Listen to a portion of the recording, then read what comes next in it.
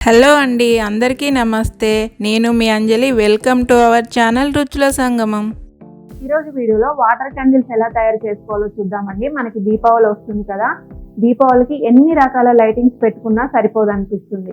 మనం ప్రమిదల్ని పెట్టుకుంటాం కానీ అక్కడక్కడ అంటే డైనింగ్ టేబుల్, చిన్న చిన్న టీపాయ్, చిన్న చిన్న సెల్ఫ్ లాంటి వాటిలో ఇలా వాటర్ క్యాండిల్స్ ని తయారు చేసి పెట్టుకుంటే మనకు మంచి లుక్ కనిపిస్తుంది. ఇవి దీపావళి అనే కాదండి, మనకి ఇంట్లో చిన్న చిన్న బర్త్డే పార్టీలు అయినా సరే, చిన్నపాటి పార్టీలు అయినా సరే అక్కడక్కడ పెట్టేసుకున్నామంటే ఇంటికి మంచి లుక్ని ఇస్తాయి. మరి లేట్ చేయకుండా ఈ వాటర్ క్యాండిల్స్ ని ఎలా తయారు చేసుకోవాలో చూసే ముందు ప్లీజ్ మన ఛానల్ ని సబ్స్క్రైబ్ చేసి వీడియోస్ ని లైక్ చేయండి. సబ్స్క్రైబ్ చేసేటప్పుడు తప్పకుండా బెల్ ఐకాన్ ని ప్రెస్ చేయండి.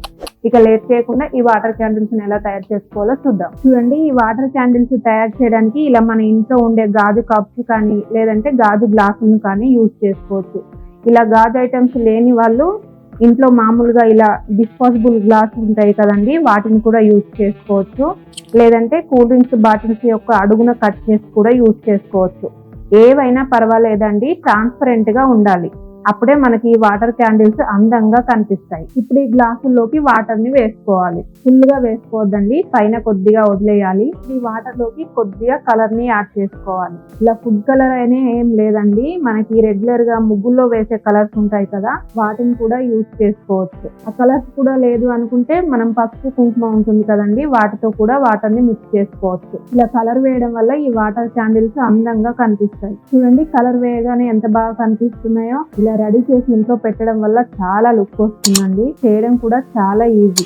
ఈ వాటర్ లో ఇలా కొద్దిగా పూలను కానీ లేదంటే మన ఇంట్లో ఏవైనా చెంచీస్ అలాంటివి ఉంటే వాటిని కూడా వేసుకోవచ్చు అండి. మనకి ఏ వేస్తే అందంగా కనిపిస్తాయంటే వాటిని వేసుకోవచ్చు. ఇప్పుడు ఇంట్లోకి ఈ విధంగా స్లోగా ఆయిల్ ని వేసుకోవాలి. ఆయిల్ అంత ఎక్కువగా ఏం పట్టదండి, మనం వేసుకుంటే ఆయిల్ పైనే ఉండిపోతుంది, తక్కువగానే పడుతుంది. ఇలా అన్నింటిలో ఆయిల్ వేసుకోవాలి.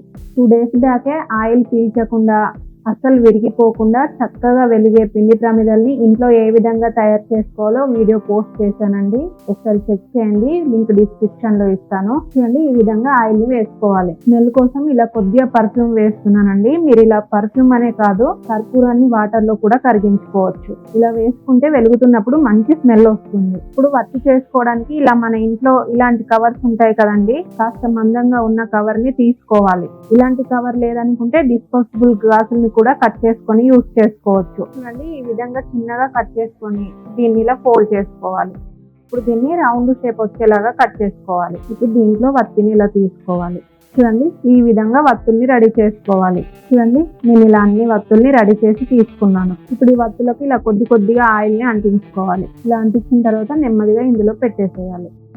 అంతేనండి, అన్ని వత్తుల్ని ఇలాగే సెట్ చేసుకోవాలి. చాలా ఈజీగా రెడీ చేసుకోవచ్చు అండి, కానీ ఇవి మొత్తం మన ఇంటి అందాన్నే మార్చేస్తాయి. మీరు దీపావళికి ఒకసారి చేసి చూడండి ఎంత అందంగా కనిపిస్తాయో. అంతేనండి, చక్కగా మనకు వాటర్ క్యాండిల్స్ రెడీ అయిపోయాయి. చూడండి, ఇవి వెలుగుతుంటే ఎంత బాగా కనిపిస్తుందో. మీరు కూడా ఈ దీపావళికి చక్కగా ఇలా వాటర్ క్యాండిల్స్ ని రెడీ చేసి మీ ఇంటిని మరింత అందంగా తయారు చేయండి. వీటిని పెట్టిన తర్వాత మీకు ఎలా అనిపించిందో మీ ఒపీనియన్ ని తప్పకుండా కామెంట్ బాక్స్ లో తెలియజేయండి. మరిన్ని ఇలాంటి వీడియోస్ కోసం ఈ వీడియోని లైక్ చేసి మన ఛానల్ ని సబ్స్క్రైబ్ చేసి పక్కన ఉన్న బెల్ ఐకాన్ ని ప్రెస్ చేయండి. మీ ఫ్రెండ్స్, తెలిసిన వారందరితో షేర్ చేయండి. Thanks for watching.